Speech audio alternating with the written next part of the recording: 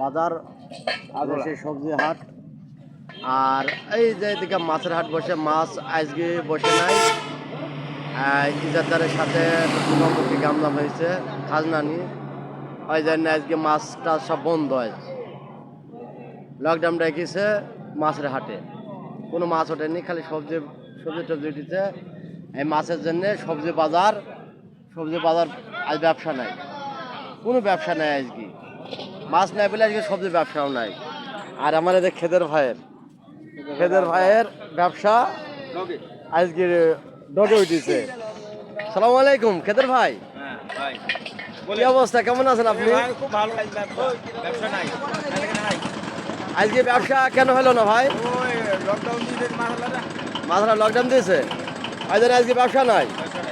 তাই তো আজকে বহুত লস। তাহলে এই যে মাল কটা যে ঘুরে যাবে, তাহলে আজ 10টা থেকে 12টা পর্যন্ত দেখেন বেচা কেনা হয় কিনা।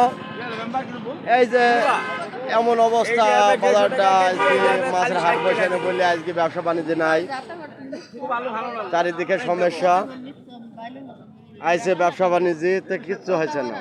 তো সবাই ভালো থাকেন, সুস্থ থাকেন, আর লাইক কমেন্ট শেয়ার করে দেন। আর খেদের ভাই বামন্দির হাটে ব্যবসা করে ভালো মাল বেচে, নেওয়ার ইচ্ছা থাকলে সব চলে আসবেন। সবাইকে আল্লাহ হাফেজ, আসসালামু আলাইকুম।